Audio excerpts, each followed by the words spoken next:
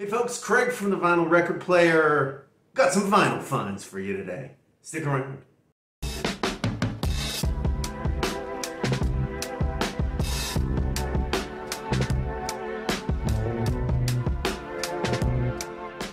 Alright, so let's talk about some of my latest acquisitions. I'm just kind of kicking around today. I was like, you know what? I'm going to go, I had to get some other stuff, so I'm like, I'm going to stop at the record store, see what they got. Picked up some records. I was feeling a little spendy today. Nothing too crazy. Let's start out with the free movement. I found someone of my own. This one I've seen a couple of times there. See, it's clearly some kind of a radio promo. You know, it tells you the intro times, the length of the cut. Not for resale. I guess possibly in 1971. The free movement, I'm told it's a lot like the Fifth Dimension. It's like $6. I like the cover, cool looking group there. You know, they're happening. 71 is a good period for me, so hey, figured I'd pick it up. This is Jerry Butler's Soul Artistry.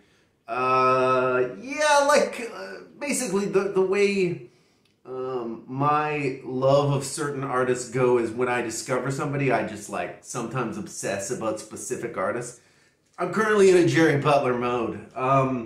This is, I think, is this still, is this Mercury? Actually, why don't we check it out? It also says, has a promotional copy. So this is Mercury Records, so this would have been one of his first records on, we got the white Mercury label. Oh, that's interesting. It's a little bit different than most of that. This one's, what is this, was 66, 67? This I think is the album before, promo copy, not for sale. This is the album before The Iceman Cometh, which is actually an album that I'm kind of currently looking out for. But I don't even know that this is an outstanding album, but I do love the song, I Dig You, Baby. Great Jerry Butler. So anyway, got that one. Continuing to fill out the Jerry Butler Mercury Years collection. This is Jerry Butler and Brenda Lee Eager, The Love We Have. Really good copy, really good condition. Look at that gatefold. There's Jerry, there's Brenda Lee Eager. And then we got the back. I guess this is where the love gets torn apart. At any rate, you know what? This is a really good record. I've heard it. I mentioned this before, but a lot of the Jerry Butler stuff in the 70s, like from about 70 until his Motown deal, which is about 76, a lot of that stuff you just can't find on the streaming services. And somebody cobbled together a playlist on YouTube with this album, all the tracks from this album, and I was like, this is actually also an excellent album. One of the things I would be afraid of with a duet album is like too many ballads. Not this one. This one's actually pretty good. So yeah, like I say, the condition of this one is just like, I mean, there's a little bit of ring wear on the back and stuff, but I would even call this VG+. This is very nice. I have no idea about this one. I've been watching too much of Nadine's Soul Disco channel. Great channel. If you haven't, you should go subscribe. Check this out. Frankie Crocker's Heart and Soul Orchestra presents the Disco Sweet Symphony #1 in rhythm and excellence.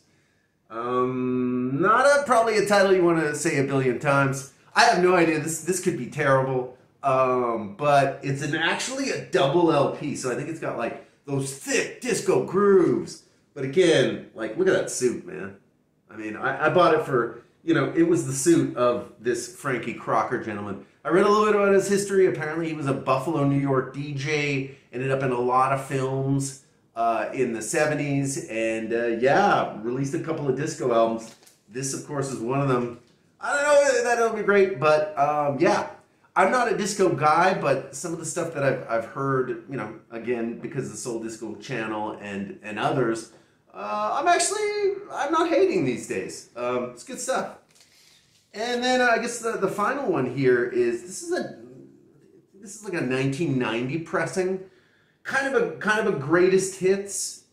sort of. 1970 to 74. I never heard of Paul Kelly until this year, and great artist. I had bought one of his albums that had "Stealing in the Name of the Lord," which is actually on this track. That was like his first kind of big hit, and it was fairly controversial because, of course, it's about preachers who rip people off. Anyway, Paul is not only a singer but also a songwriter, and yeah, he's kind of got that deep Southern soul vibe, but you know, very funky. And again, he's writing his own songs. So this, I think, is like a compilation of his Warner stuff from, and I'm not sure. I guess he must have been on Warner. Anyway, Warner owns the stuff now because this is a '90s UK pressing. It looks like. And just sort of like a greatest hits from the 70 to 74 period. Obviously, Paul wasn't like, you know, super popular, so greatest hits is what it is. But anyway, good artist, and yeah, this is actually in really good condition. Again, it's you know, not, it's only 30 years old as opposed to the usual, you know, 50-plus-year-old records that I buy. So yeah, that's my vinyl finds for today. Hope you enjoyed. Like, subscribe, etc., etc. If you know any of these records, let me know. Otherwise, we'll see you next time on the Vinyl Record Player. I've been Craig. Have a good one.